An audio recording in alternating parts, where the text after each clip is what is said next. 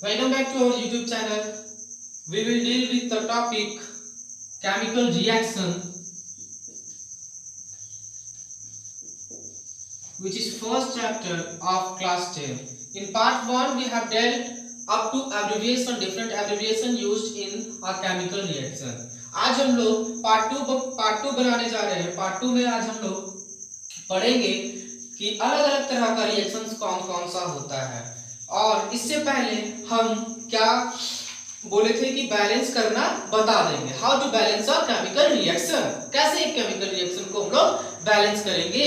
तो हम लोग एक चीज जानते हैं, according to law of conservation of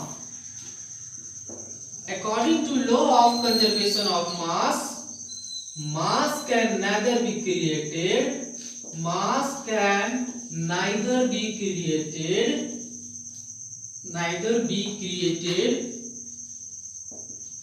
nor be destroyed.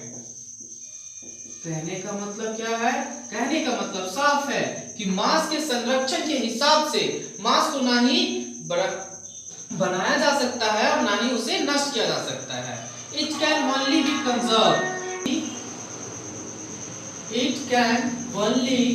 be conserved. इसको सिर्फ बचाकर रख सकते हैं. ठीक है. तो केमिकल रिएक्शन में हम लोग क्या यूज करते हैं? एटम्स यूज करते हैं, मॉलिक्यूल्स यूज करते हैं.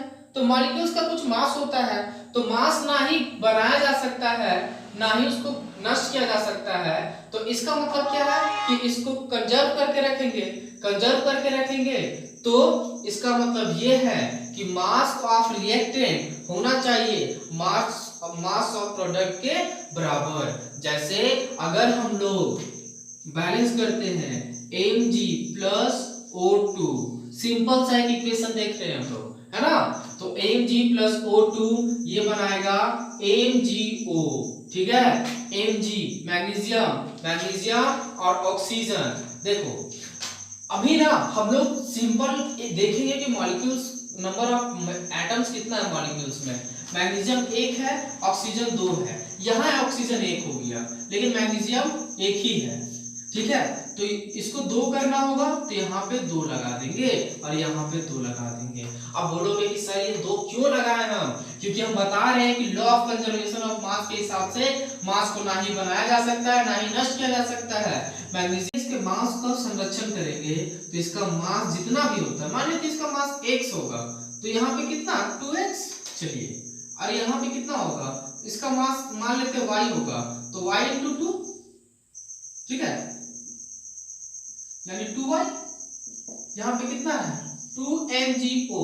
तो यहाँ इसको x माने थे, इसको y माने थे, तो 2 इंटू xy मतलब 2x है 2y है. तो इसका मतलब क्या हो गया, ये टोटल जो केमिकल इक्वेशंस का है वो बैलेंस्ड केमिकल इक्वेशन है. ठीक है. क्या है? बैलेंस्ड केमिकल इक्वेशन है. अगर आपको और भी जानना है तो मैं कुछ क्वेश्चंस दे देता हूं, आप इसे बैलेंस कीजिएगा.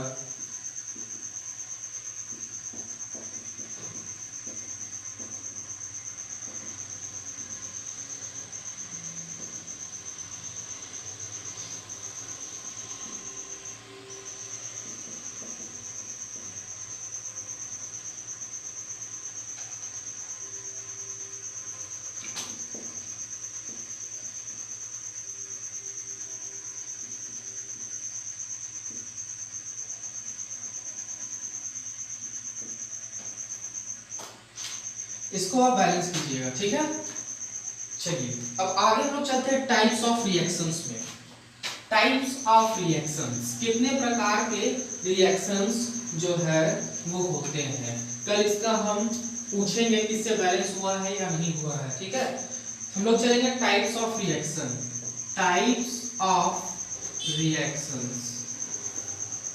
टाइप्स ऑफ रिएक्शंस में सबसे पहला टाइप है कॉम्बिनेशन रिएक्शन.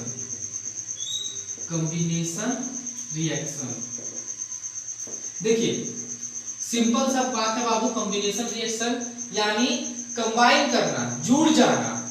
तो इसको हम लोग लिखेंगे in a chemical reaction reaction, एक केमिकल रिएक्शन में, in a chemical reaction if two, दो है ना, टू और मोर सब्सटेंस, टू और मोर, दो या दो से अधिक सब्सटेंस, या फिर यहाँ सब्सटेंस की जगह एलिमेंट लिखेंगे क्योंकि केमिस्ट्री है, तो element combines to form a single product, एक सिंगल प्रोडक्ट बनाएगा, ठीक है, इज कॉल्ड, उसको हम लोग क्या कहेंगे, इज कॉल्ड कॉम्बिनेशन रिएक्शन, उसको हम लोग बोलेंगे कॉम्बिनेशन रिएक्शन, ठीक है। कॉम्बिनेशन रिएक्शन में क्या होगा, सिंपल सा वही एक ले लेते हैं, कैल्शियम ऑक्साइड,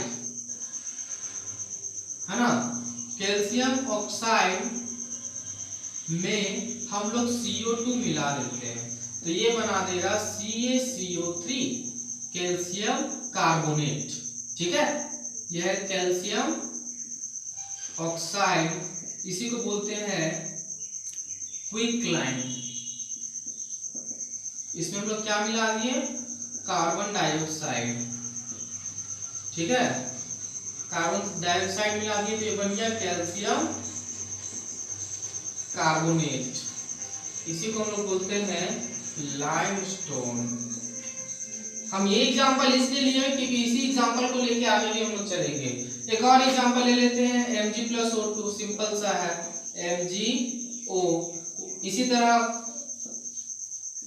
इसी तरह वो फोटोसिंथेसिस वाला भी होगा, इसी में आएगा, ठीक है। चलिए ये फर्स्ट रिएक्शन हो गया। दूसरा है डिकम्पोजिशन रिएक्शन। क्या है बाबू, डिकम्पोजिशन रिएक्शन, डिकम्पोज करना। बचपन में आप लोग पढ़े होंगे डिकम्पोजर्स, जो सड़ाता है गलाता है, लेकिन सड़ाना और गलाना नहीं, इसको डिकम्पोज मतलब तोड़ना, है ना। तो इसमें लिखेंगे in a chemical reaction, in a chemical reaction, एक केमिकल रिएक्शन में if one reactant, if one reactant decomposes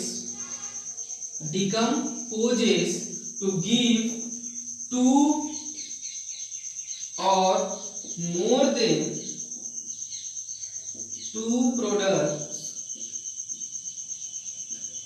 then it is termed as decomposition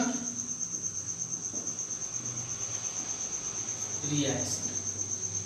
तो अब इसको हम लोग क्या कहेंगे, डिकम्पोजिशन रिएक्शन। एग्जांपल के लिए यही ले लो, कैल्शियम कार्बोनेट ये वाला, इसको हीट करेंगे, ये डेल का साइन है, डेल का मतलब होता है हीट, उसको गर्म करेंगे तो ये देगा क्विकलाइन प्लस कार्बन डाइऑक्साइड, ठीक है, क्विकलाइन, और ये है लाइमस्टोन, इसका नाम तो लोग जानते हो कार्बन डाइऑक्साइड। तो ये हो गया दो तरह का रिएक्शन, कॉम्बिनेशन डिकम्पोजिशन। ये एक दूसरे का विपरीत है। इसमें क्या कर रहा था, ये कंबाइन कर रहा था, इसमें क्या कर रहा था, उसी को कर रहे हैं हम लोग, उसी को तोड़ दे रहे हैं। तो ये कॉम्बिनेशन हो गया, ये डिकम्पोजिशन हो गया, ठीक है, दोनों को दिया है। आगे चलते हैं, आगे है तीसरा रिएक्शन, डिस्प्लेसमेंट रिएक्शन, ठीक है, डिस्प्लेसमेंट रिएक्शन।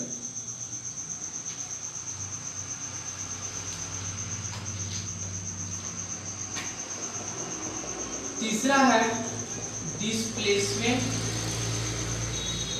रिएक्शन। इससे पहले हम लोग को रिएक्टिव मेटल्स का सीरीज याद करना होगा। सबसे ज्यादा होता है पोटेशियम, सोडियम, उसके बाद मैग्नीशियम, उसके बाद एल्युमिनियम, कैल्शियम, उसके बाद होता है कॉपर, उसके बाद फेरम, उसके बाद जिंक, उसके बाद आपका आ जाएगा सिल्वर, उसके बाद गोल्ड, उसके बाद प्लेटिनम। ये हो गया हमारा रिएक्टिव मेटल्स, ठीक है। तो डिस्प्लेसमेंट रिएक्शंस में क्या होता है, in a chemical reaction, in a chemical reaction if a highly reactive element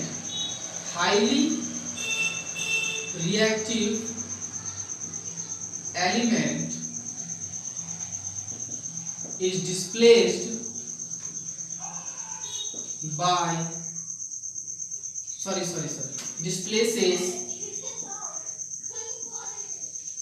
low reactive element, then the reaction is termed as displacement reaction. For example क्या कह रहे हैं कि हाईली रिएक्टिव एलिमेंट क्या करेगा, लोअर रिएक्टिव एलिमेंट को हटा देगा। जैसे क्या होता है ना कि जिसका ज्यादा वर्चस्व रहता है समाज में, उसका इज्जत भी उतना ही ज्यादा रहता है, वो उतना ही लोगों को दबा कर रखता है। जैसे मान लें कि हम लोग बैठे हुए हैं वहां पे बैठे हुए हैं, सामने से प्रिंसिपल आ गए, टीचर्स लोग बैठे हैं, सामने से प्रिंसिपल आ गए, तो क्या टीचर बैठा हुआ रहेगा या प्रिंसिपल को अपना चेयर देगा? जाहिर सी बात है कि देगा प्रिंसिपल को। तो उसी तरह यहाँ पे जो लो रिएक्टिव एलिमेंट रहेगा वो हाईली रिएक्टिव एलिमेंट को अपना जगह दे देगा। जैसे अगर हम सोडियम मेटल के साथ CuSO4 को रिएक्शन करवा देते हैं तो ये देगा Na2SO4 प्लस Cu2 प्लस बाहर निकल जाएगा। क्या किया, सोडियम हाईली रिएक्टिव था, ये यहाँ पे आया, इसको बोला, ये खुद अपना जगह सोडियम को दे दिया और ऊपर बाहर खड़ा हो गया चुपचाप। ठीक है, तो ये हो गया क्या, डिस्प्लेसमेंट रिएक्शन। आगे है double displacement reaction. Last reaction हमारा है double displacement reaction.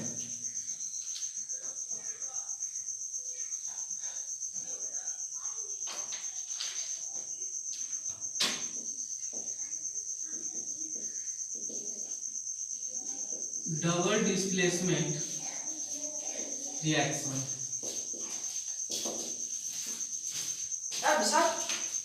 in a chemical reaction if there is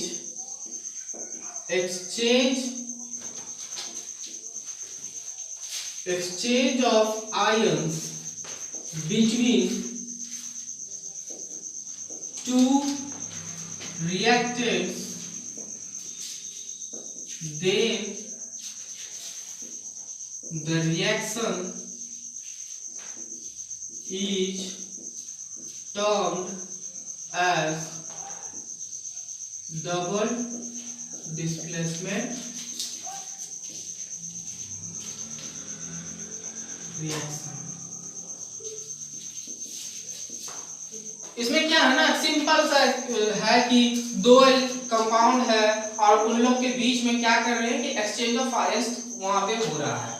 दो रिएक्टेंट है, दोनों रिएक्टेंट के बीच में एक्सचेंज ऑफ आयन हो रहा है, मतलब Cu इधर आ गया, Na उधर चला गया, बस यही हो रहा है। मतलब हम लोग आसपास में अगर देखें तो मान लेते हैं कि हम लोग कभी पिकनिक जाते हैं या फिर कुछ करते हैं, तो सब क्या करते हैं, सब एक दूसरे कुछ यहाँ कुछ अपने दोस्त के घर से सामान लेते हैं, कुछ अपने घर से लेते हैं, या फिर हो सकता है कि कभी कभी ऐसा हो सकता है कि आपके पास पैसा हो, आपके दोस्त के पास नहीं हो, तो आप अपने दोस्त को पैसा दोगे, अपने जेब से अपने दोस्त को पैसा दोगे, तो वहां हो गया डिस्प्लेसमेंट। आपका जो पैसा है वो उसके पास चला गया।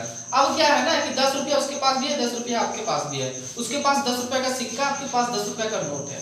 आप चाहते हो कि आपके पास 10 रुपए का सिक्का है, तो आप क्या करोगे, 10 रुपया का नोट अपने दोस्त को दोगे और 10 रुपया का सिक्का वापस लोगे। तो क्या हो गया, ये एक्सचेंज हो गया, है ना। तो वही होगा यहाँ पे, एक्सचेंज ऑफ आयंस होगा। जैसे CuSO4 प्लस NaCl, तो कॉपर से ज्यादा रिएक्टिव कौन है, सोडियम है, तो यहाँ पे ये क्या बना लेगा, Na2SO4 प्लस CuCl2। ये हो गया डबल डिस्प्लेसमेंट रिएक्शन।